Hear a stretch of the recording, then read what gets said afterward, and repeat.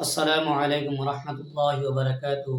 সম্মানীয় মায়ে বোনেরা, আজকে আপনাদের সঙ্গে আমি আলোচনা করব। দেখতেছি, যে ব্যক্তি নিজের জিন্দিগির মাঝে এই 5টি কাজ করতে পারবে, 5টি আমল করতে পারবে, সে ব্যক্তি আল্লাহর ওলি হয়ে যাবে। সে ব্যক্তি কি হয়ে যাবে? আল্লাহর ওলি হয়ে যাবে। যদি 5টি কাজ আপনি করতে পারেন, 5টি আমল আপনার জিন্দিগির মাঝে আনতে পারেন, তাহলে আপনি আল্লাহর ওলি হয়ে যাবে। আসুন আমরা জেনে নেই 5টি কাজ কি কি, 5টি আমল কি কি। এখানে দেখতেছেন হযরত মাওলানা শাহ হাকিম মোহাম্মদ আখতার সাহেব রহমাতুল্লাহ আলাই, তিনি বলেছেন, যার জিন্দিগির মধ্যে 5টি আমল আছে, 5টি আমল করতে পারবে, সেই আল্লাহর ওলি। এখন 5টি আমল কি কি?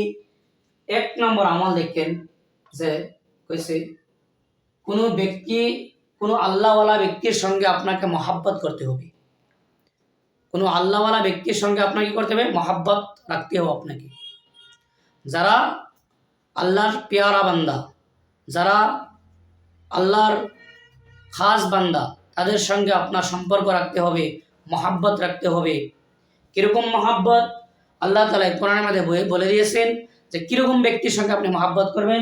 কুনু মা'আস সাদিকিন, যারা সত্যবাদী, সত্যর সঙ্গে আছে, যারা সদা সর্বদাই সত্য কথা বলে, মানুষকে ভয় করে না, আল্লাহর হুকুম পালন করে, সব ক্ষেত্রে আল্লাহর হুকুমকে আগে রাখে, হালাল বস্তুকে আগে রাখে, হারামকে দূরে ফেলে দেয়, সদা সর্বদাই সত্যের সঙ্গে থাকে, সেরকম ব্যক্তির সঙ্গে আপনাকে মহাব্বত করতে হবে, ভালোবাসতে হবে। 1 নম্বর। 2 নম্বর আসুন, হচ্ছে আপনি গুনাহ থেকে বেঁচে থাকতে হবে। 2 নম্বর, আপনি কি করতে হবে? গুনাহ থেকে বেঁচে থাকতে হবে। আপনি আল্লাহ তাআলা কোরআন মাঝে বলে দিয়েছেন, ওয়াজারু যাহিরাল ইসমি ওয়া বাতিনু, কইছে আপনি কিরকম গুনাহ থেকে বাঁচবেন। আপনি প্রকাশ্য গুনাহ থেকে বাঁচতে হবে, আপনি গোপনীয় গুনাহ থেকে বাঁচতে হবে। মানুষের সম্মুখে আপনি গুনাহ করতে পারবেন না। আপনি যখন নীরবে থাকেন, আপনি নিজে নিজে কোনো গুনাহের কাজ করতে পারবেন না। আপনি প্রকাশ্য হিসাবে, গোপনীয় হিসাবে কোনো গুনাহের কাজ করতে পারবেন না। সেটার নাম কি? তাকওয়া। 2 নম্বর কাম কি? আপনি গুনাহের থেকে বেঁচে থাকতে হবে। সেটা প্রকাশ্য কাজ করতে পারবেন না, প্রকাশ্যও করতে পারবেন না, আপনি নিজে নিজেও করতে পারবেন না, লুকিয়ে লুকিয়ে করতে পারবেন না, দিলের দ্বারাও করতে পারবেন না, চোখের দ্বারা করতে পারবেন না, হাতের দ্বারাও করতে পারবেন না। সদা সর্বদাই আপনি কি করতে হবে? আল্লাহকে দেখে ভয় করতে হবে, আপনি গুনাহের কাছ থেকে দূরে থাকতে হবে। 2 নম্বর। 3 নম্বর বলা হয়েছে আসবাবে গুনাহ আছে মুবাআদাত। 3 নম্বর, যেগুলি বস্তুর দ্বারা গুনাহ হয়, যেগুলি বস্তুর কাছে গেলে গুনাহ হবে, সেইগুলি বস্তুর থেকে দূরে থাকতাম। যেগুলি কাজ গুনাহের কাজ, সেইগুলি কাজের থেকে আমরা দূরে থাকতাম। এখন ধরুন উদাহরণস্বরূপ আপনি, একজন ব্যক্তি কি করে? চুরি করে, তার সঙ্গে তার সঙ্গে আমি না থাকতাম। কারণ তার সঙ্গ যে সময় আমি এখতিয়ার করব, তার সঙ্গে থাকবো, তখন চুরি করার চান্স আছে। এই জন্য তার সঙ্গ কী করতে হবে? আপনাকে ছাড়তে হবে। আরেকটি মিসাল আপনাকে দেই, আপনি যারা মদ পান করে নিশা খায়, তাদের সঙ্গে আপনি থাকবেন না, তাদের সঙ্গ ছাড়তে হবে। যদি তাদের সঙ্গে আপনি থাকেন, চান্স আছে আপনি মদ খেতে পারেন, আপনি নিশাজাতীয় বস্তু খেতে পারেন। হচ্ছে গুনাহ জাতীয় যত বস্তু, সেই বস্তু থেকে আপনি দূরে থাকবেন। আপনি কি করবেন? দূরে থাকবেন। আর আল্লাহ তাআলা কোরআনে আমাদের কইছে, তিলকা হুদুদুল্লাহ ফালা তাকরাবুহা। আল্লাহ তাআলার যে গাইডলাইন, আল্লাহ তাআলা যে রাস্তা দিছে, যে সীমা দিছে, সেই সীমার মধ্যে আপনি থাকতেন, সীমা অতিক্রম না করতেন। এখন আপনাকে যদি দুনিয়াবি একটা মিসাল দেই, উদাহরণ দিই, আপনি সুন্দর হিসাবে বুঝতে পারবেন।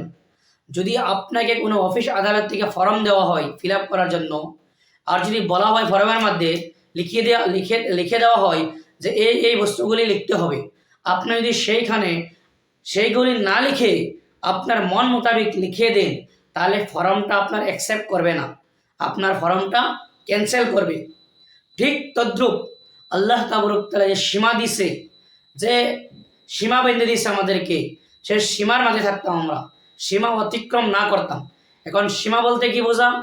আমাদেরকে আল্লাহ তাবারক তাআলা বলছেন হালাল খেতে, আমরা হালাল খেতাম, হারামের দিকে হাত না বাড়াইতাম, হারাম রিজিক না খাইতাম।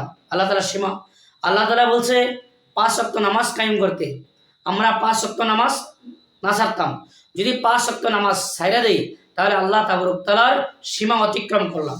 আল্লাহ তাআলার গাইডলাইন, মোট কথা আল্লাহ তাআলা যে গাইডলাইন দিছে, শরীয়তে যে গাইডলাইন দিছে, এই গাইডলাইন মোতাবেক আমার জিন্দিগি, নিজের জিন্দিগি অতিবাহিত করা।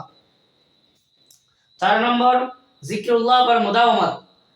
আপনি বেশি বেশি জিকির করতেন, কি করতেন? বেশি বেশি জিকির করতেন, আল্লাহর জিকির।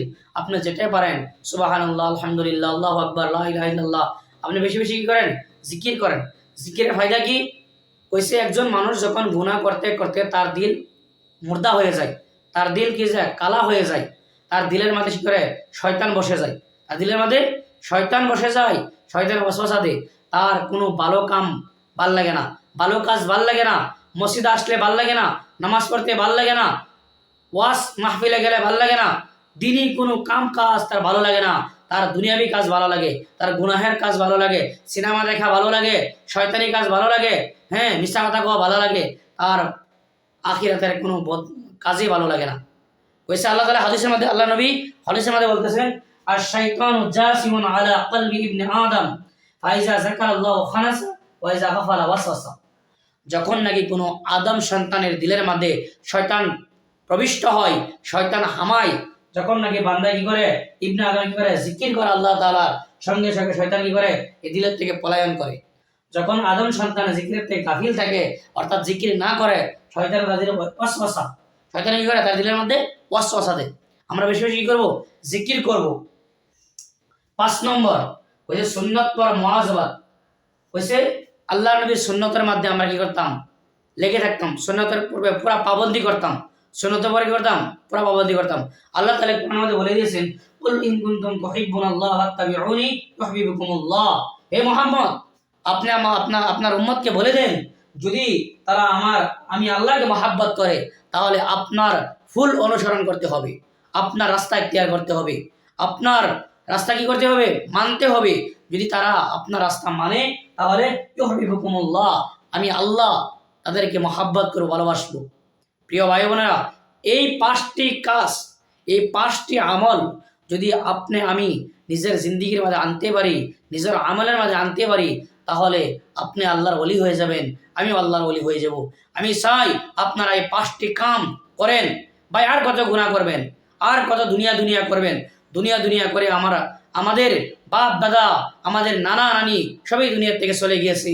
এখন আমাদের পাল, আমরা দুনিয়া দুনিয়া করে আমরা দুনিয়াতে একদিন নাইকিয়া হয়ে যাব।